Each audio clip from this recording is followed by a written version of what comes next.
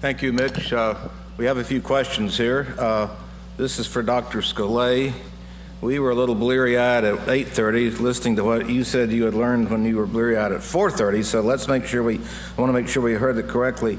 The question is that, as we understood it, the one slide showed that the synthetics looked good, and then the next slide said that they didn't make a lot of difference or any difference in injuries. The question is, was one of those year one compared to year two?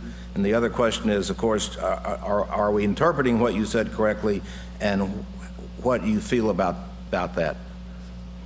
Were those slides years one and year two? No, actually, we haven't gone a full 12-month cycle yet. We started, the official start was June 1. Some racetracks started participating before that. So for any tracks that are racing on synthetic right now, if they raced on the synthetic surface last year, I have started year two with them, but we have very little year two data. This is mostly year one.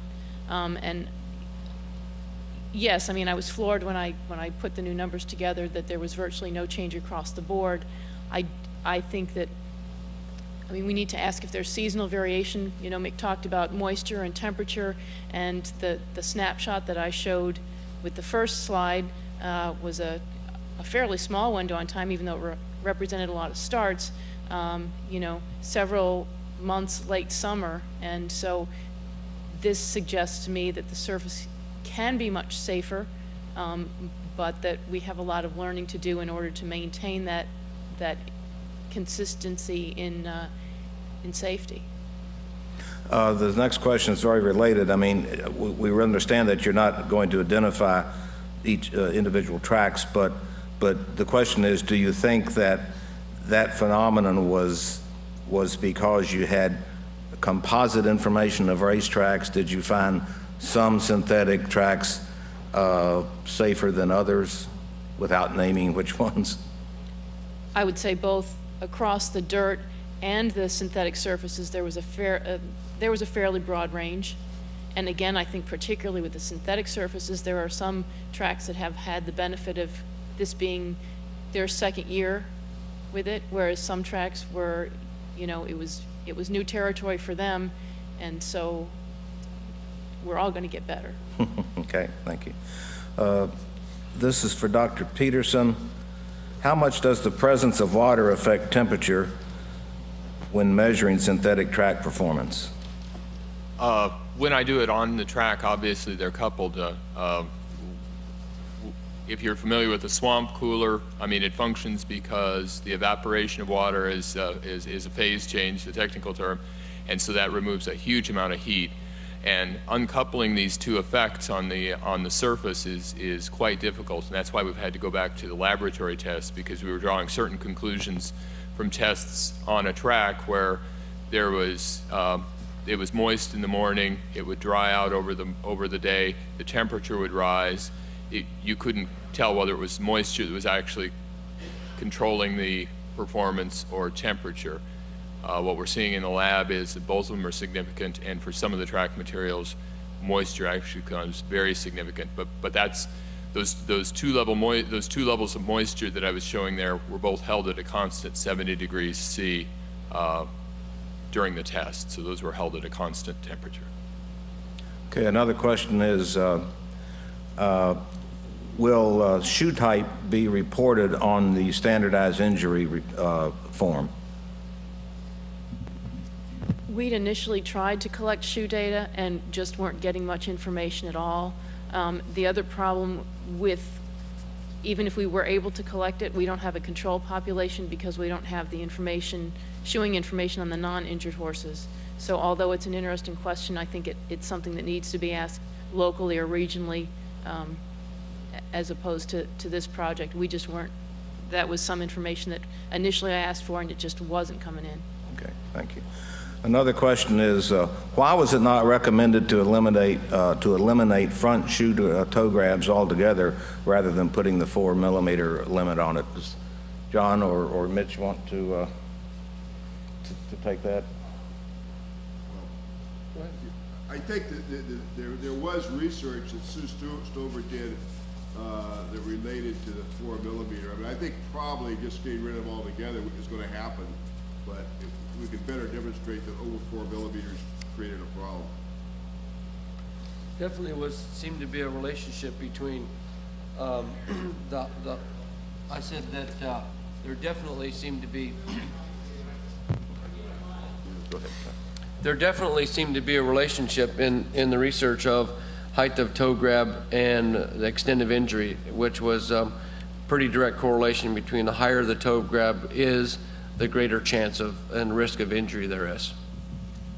Yeah, as I mentioned, the study that Sue did was really on 4 millimeters and more, and that we had a heck of a time getting it, period. But I think the trend is going to be to get rid of them completely.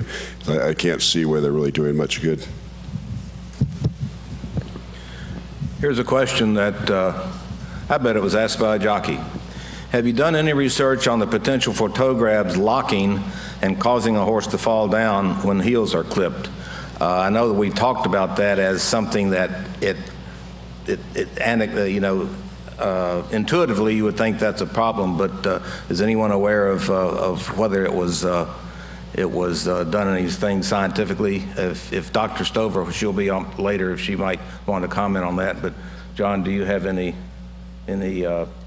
other than just the anecdotal observation that it would be a problem? Well, I know the jockeys did support it, did think that the heel clipping was an issue, and I don't know if we really have enough data, but it just intuitively you've got to think it's got to help. Yeah.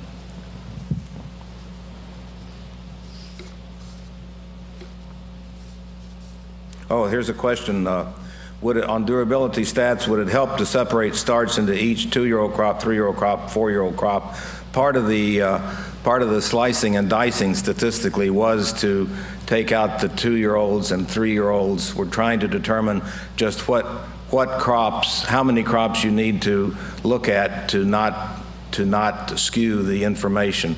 Clearly, the 2-year-old, a 2-year-old would fit in the category of getting to the races, that percentage, but you couldn't look at the 2-year-old crop very well and not skew the overall statistics for durability, for number of career starts. And there's a question here about why not just openly publicize all the data, racetrack to racetrack, and why be confidential? And Dr. Scolay, I think I probably know your answer on this, but what would your response be to why have confidentiality? Otherwise, I wouldn't have any information. Right. All the information that is generated by a given racetrack is returned to that racetrack, and then they are able to use it as constructively as possible. I just don't think that public spankings are going to help here. And so that was my commitment to my colleagues. They would play, and we'd all play nice. Okay, great. And one other thing I did want to say about those pretty dismal stats regarding the synthetic. I think the other thing that we need to consider, and I've heard this from a number of horsemen, is that there's a certain perception out there that a synthetic surface is sort of a vaccine against injury. And I think we may have had a situation where horses were thriving on it or doing well, and some horses that had physical compromise were perhaps being sent out under conditions that they would not run on if they were on a dirt course. So I think there may have been some pushing of the envelope in terms of this is a safer surface, so we're just gonna go a little bit further here, and I think that might be something that needs to be looked at or considered instead of, it's multifactorial, and to just to point a finger at a surface that we know has been under incredible scrutiny and managed as closely as anything we've put out there. I'm not prepared to say that it's not a good thing. That's a good point. I remember talking to the track man at Woodbine one morning, and he said he had seen a horse that if he did anything that morning should have jogged in the sand pit, and the young trainer, thinking that the synthetic surface would protect him against all things, sent the horse to the racetrack, and he did break down. And so it's a kind of a perverse thing that the racetrack was safer, and therefore the horse was put at risk by the trainer, and that gets back to education. So these things really relate. Okay, I want to thank this panel very much, and we appreciate your participation, appreciate the very good questions.